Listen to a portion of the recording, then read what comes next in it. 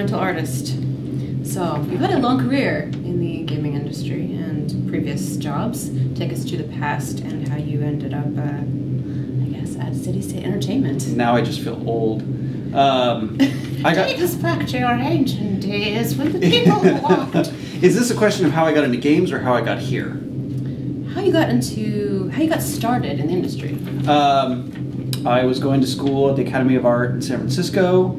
I'd previously done marine biology and pretty much flunked out of Chem 1C twice and decided I don't want to do this. And then I went to the Academy of Art and I was just in a drawing class and was really trying to kick ass at just basic drawing. And one of the guys that I worked with had a job at EA, and I said, hey, could I just come and see what it's like to work at a video game company? And he said, sure, bring your sketchbook. You've got a lot of great stuff in there. And we have a new art director and technical art director from PDI, which used to exist, and they had just done Ants. And he said, bring your sketchbook. So I showed up and took a tour of the place, thought this looked pretty cool to work at. And one of the guys, they were looking at my sketchbook, and they were chuckling over some of the stuff in there. And one of the guys said, so you brought your resume, where's your resume? And I said, what resume? Why would I have a resume? And he said, you're here for the internship, right? Because we need somebody who can draw. And I said, no. And he said, do you want an internship? And I said, sure. And that was pretty much as simple as it was. And I'm sure plenty of people are going to hate me for that simple story. But a lot of that came from really working really, really hard and having a good portfolio just in drawing. So that was what got me in the door, really. Anime got you in the door. Anime? Well, yeah, anime, cartoons, comic books. I used to draw piles and comic pages. If you go to my website, there's some comic pages on there that I had done when I was in school, because that was what I was really into. So since you mentioned it, how did you end up here? So I was out of work, and I was kind of enjoying being out of work because I was hanging out with my daughter, I was with her for the first 2 years, 1 to 2, and started looking for work. And there was a Fairfax in California, right near Marin, above San Francisco, where I was living, and they there was a job posting, and it was for an MMO. And I've always wanted to work on a fantasy-based MMO. I've worked on kind of things with a lot of terrain, but they've all been more modern day. And I've always wanted to do fantasy MMO. I'm a real big fan of fantasy and nature. So it was a big draw, and so I sent in a resume and heard something back a little bit later saying we're not hiring artists right now, but would you be interested in a producer position because you've been doing kind of a lot of oversight of other artists and production side of things? And I said, yeah, sure, that sounds great. And then Anna said, you realize we're in Virginia, right? And I said, no. Why are you in Virginia? I thought you were in Fairfax. And she said, yes, we're in Fairfax, Virginia. And I said, oh. So, and basically at that point it was a good opportunity. I spent a lot of time talking with Mark and Andrew and kind of got the feeling that this was built like a family, and that was a big seller. And I actually had 6 hours of interviewing. Mark even interviewed my wife, and it was the hardest interview I've ever done and probably the best one. And basically I was really sold on it. My wife wanted to do something different, and she's from the East Coast, so we decided to pack everything up and move. Are you from the East Coast? Do you have any experience being over here? No. I'm actually from the West Coast. I've lived on the West Coast my whole life, and my wife is from Georgia and had been living with me. And then she liked the opportunity to come over here because then she'd be closer to family. So never having lived here, what strikes you as different or wrong? There's seasons. Yes. I don't know if I'd call that different or wrong. Some people would definitely call the snow wrong, but I really enjoyed it. I was totally looking forward to it, and I remember saying, I'm so looking forward to all this snow, and I think Mark pretty much said, and so we had piles of snow. We had piles of snow on my birthday, and we called it a snow day at the office. Everyone was working at home. Mark was like, great, you got your wish. Oh. But I had a ball. I went outside and I organized my neighborhood to kind of help everybody. You produced your neighborhood? I acted as producer with my neighborhood. I went over to one guy and I said, look, I'll help you get your car out of the snow if you then follow me to the next car and help that guy. Okay. And I actually got it to about 5 or 6 people, and we cleared everybody's cars in record time. And then I met all my neighbors. Excuse me, I'm an environmental artist. We need to build a snowman there. Yeah, that's kind of how it was. Coming all the way across the country from the West Coast, this is a real leap of faith for you and your family as well.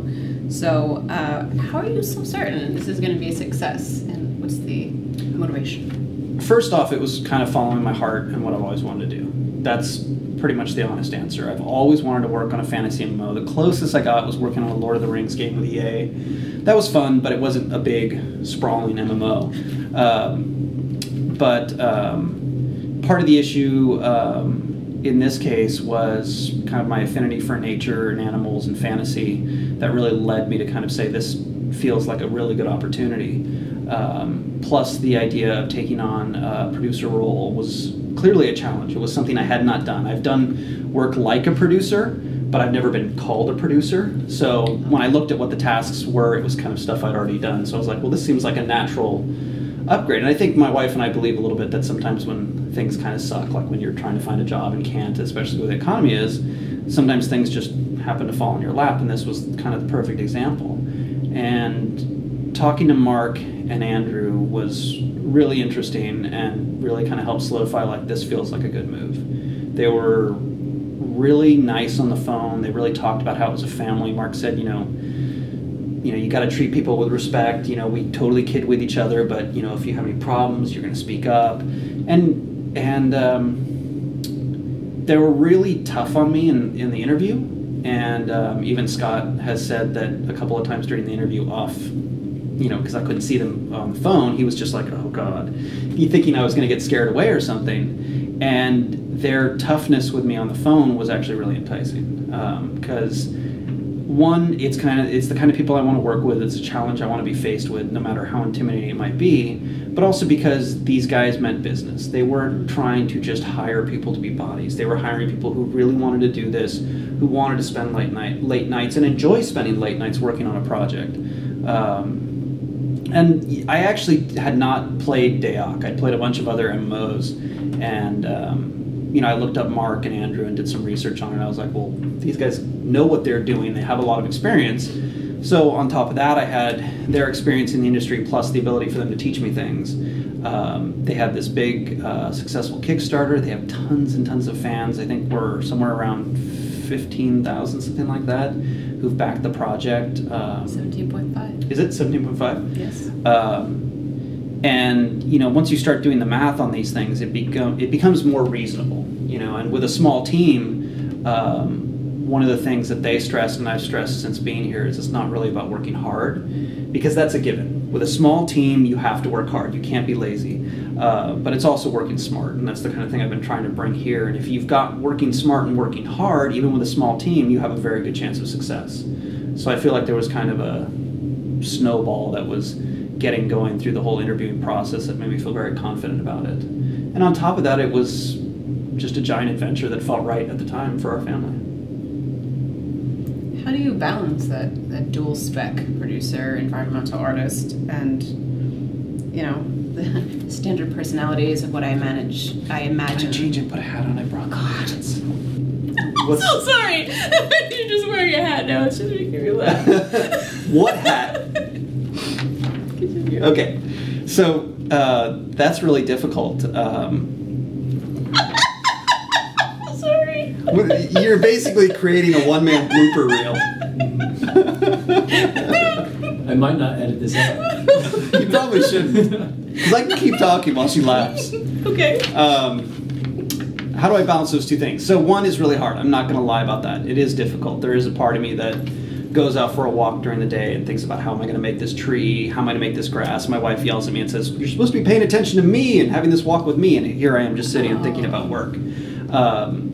So on one hand, it's difficult. I've kind of learned over the last couple of months I don't have a lot of time to put into actually producing art. But as we're moving forward, probably what I'll have a bigger role in is working with contract artists or outside outsourcing or something, which I've done a lot of in my past experiences. And really, you know, the thing is that it's far more important that the whole team is successful than I make a pretty rock. That's the reality of it. And there is a certain amount of pride I feel being able to support the team and help the team. You know, I think when I came over here, I said in like my introductory letter that I felt like the sniper in like Call of Duty or something. That's the guy I always like to play. I like to play the guy that's kind of helping everybody else out. So when I'm here, you're providing cover. Is that what you're saying? Well, I'm helping everybody. You know, I mean, helping them with death. Well, what is death? How is suddenly everybody? Oh, because I'm a sniper. No. So sniper is sport. Okay, call me the medic.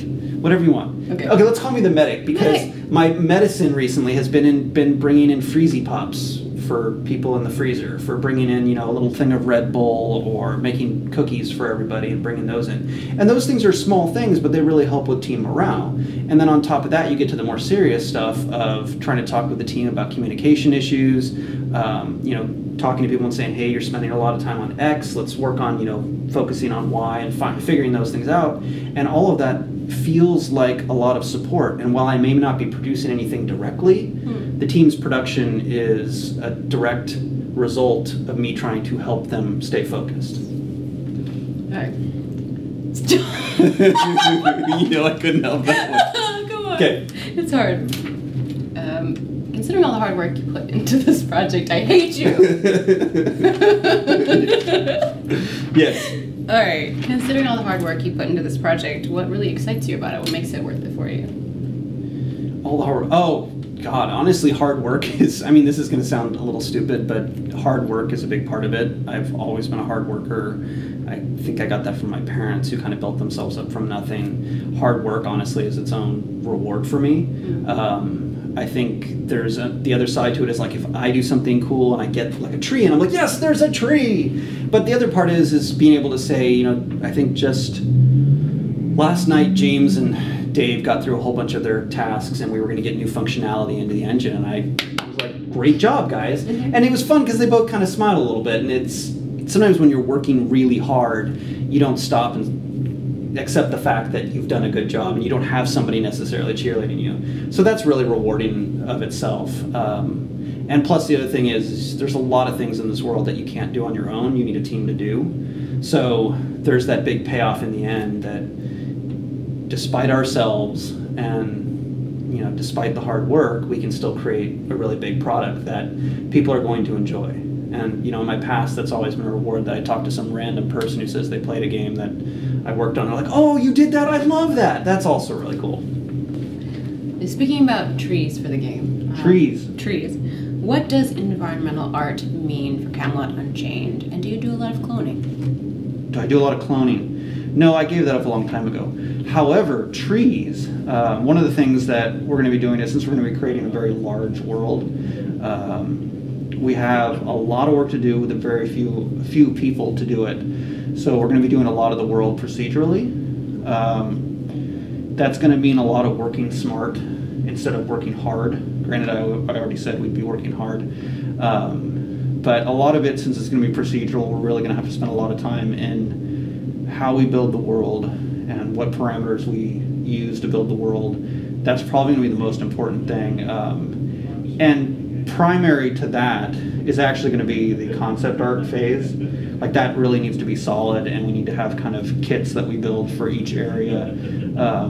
But once that concept art is done, it's going to be being really clear with contract artists or whoever's doing the work to help us create all the different environments, that the pipeline is really clear and they understand what they're making.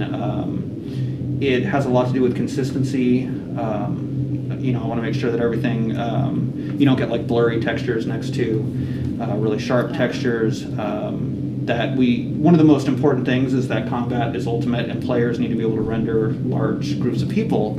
So one of the things that I really focus on is trying to find ways to get the most out of the minimum amount of polygons, the minimum amount of shaders.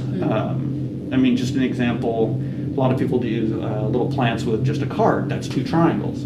So I'm already trying to figure out how can I just use a triangle instead of 2 triangles, which may seem like nothing, but if that card is populated 5,000 times within your view, it makes a humongous difference. So things like that, little decisions like that are really important. You don't want to be a slave to the amount of pixels.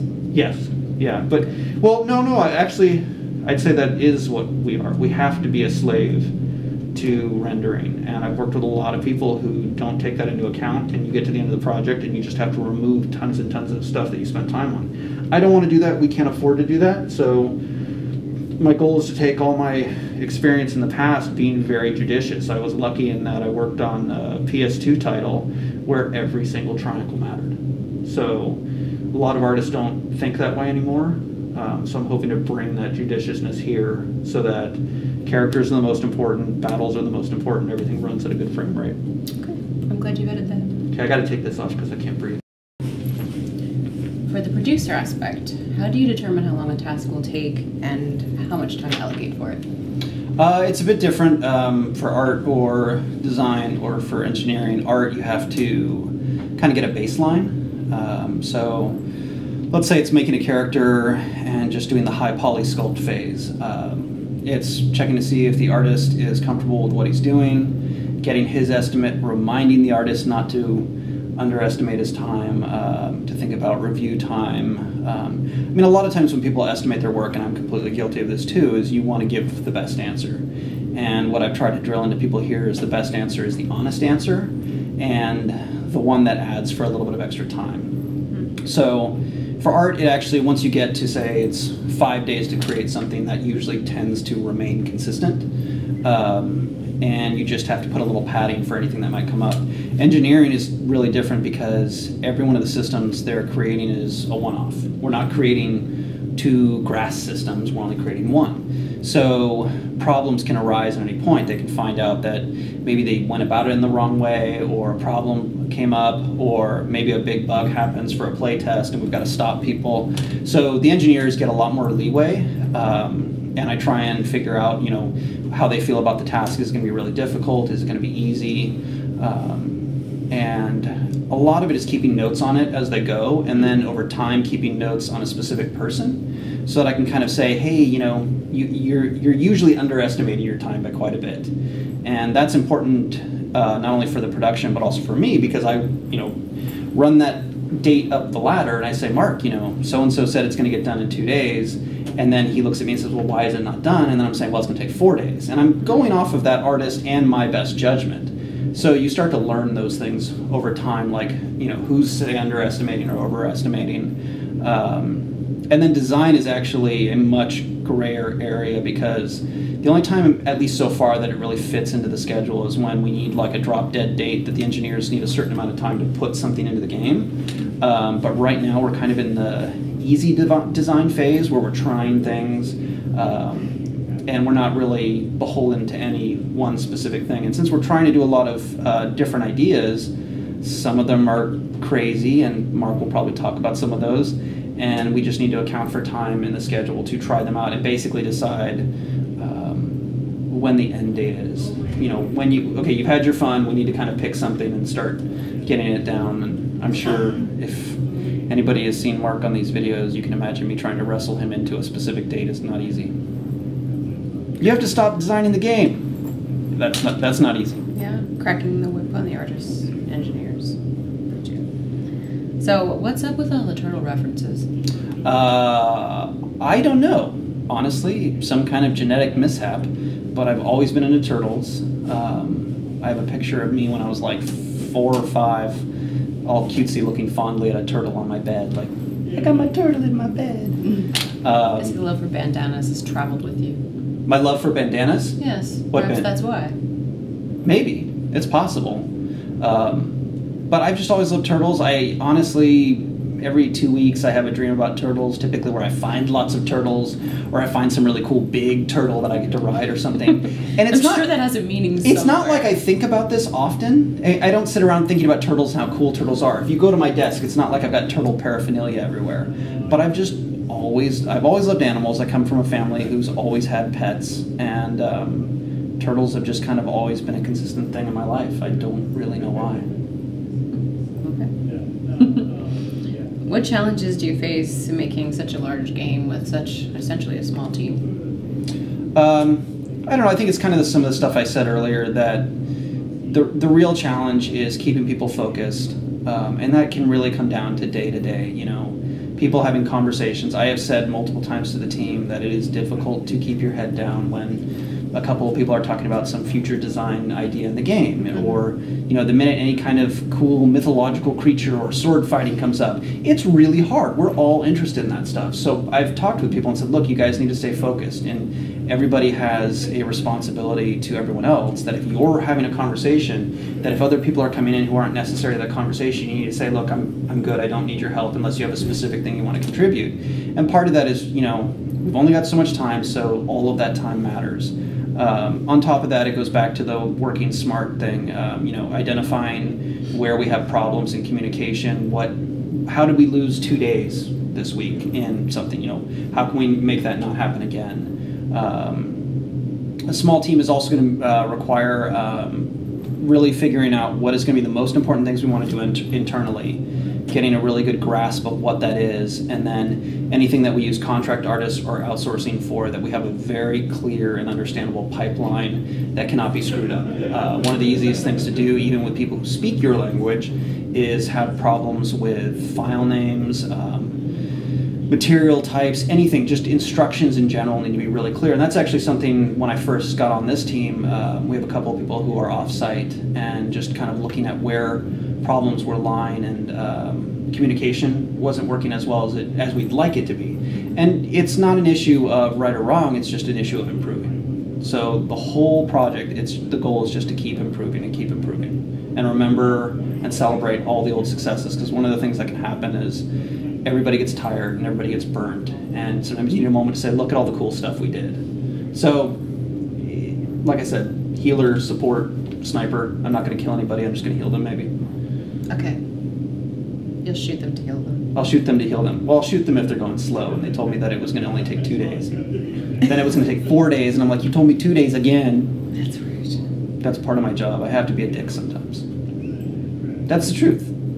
Part of being a producer is you have to say, look, this isn't going so well, and we need to talk about it. And, most of the time, it's all friendly. It's, look, it's a mistake. I'm not chastising you. It happened. Let's not do it again, and let's figure out a way that it doesn't happen again. If it's the third or fourth time, then yeah, I'm going to be a little more upset and say, look, we talked about this a couple of times. Stop doing it. And the reality is most people catch on to these things. And the issue is that people need to be ready to take advice. And learning to take advice and not feel like you're being chastised is really important. That it's like, look, you and I are trying to work together.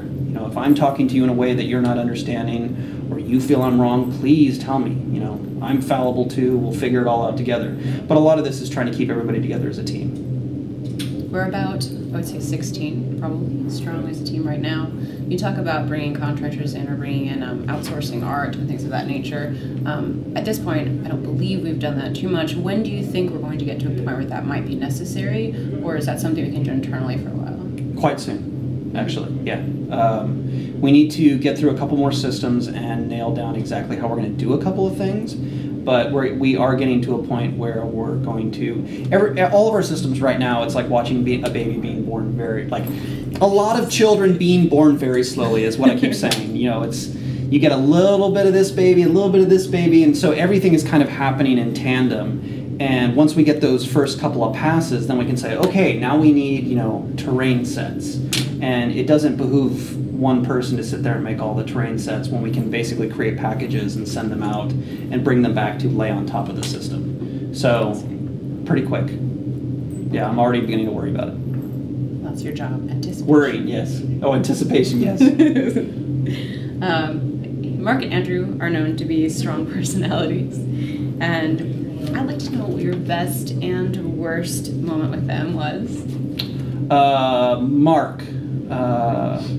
My worst moment was him pulling me aside and telling me how upset he was with me. I'm not going to go into the exact details, and how if everybody else was not here in the office, he'd be yelling at me.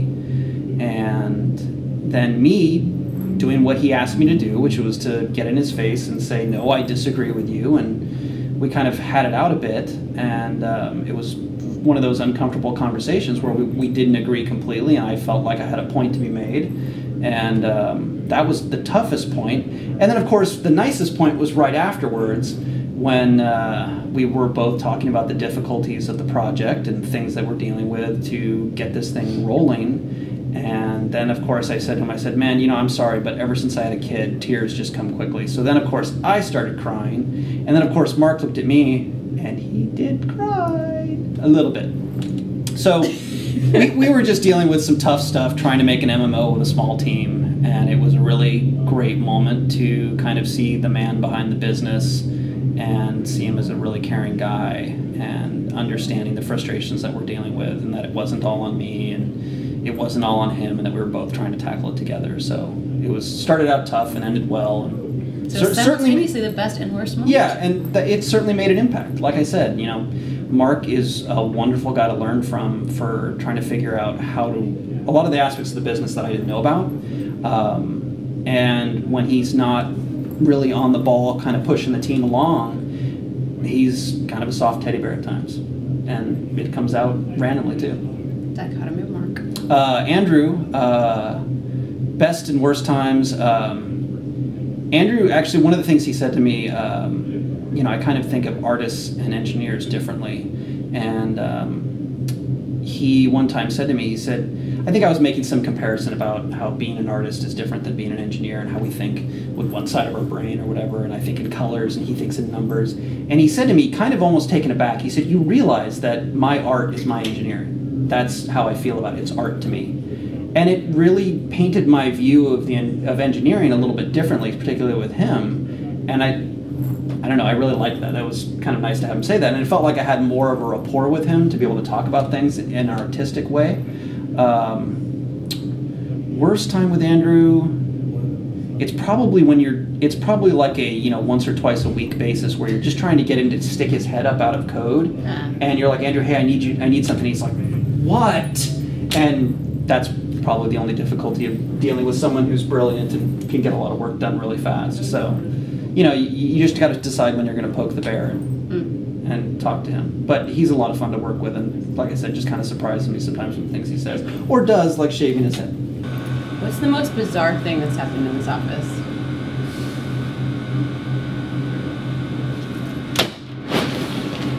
So, is there anything else you'd like to reveal about the game before we close? You mean like secrets? Yes. No. Oh. Thank you very much, Tyler Rockwell.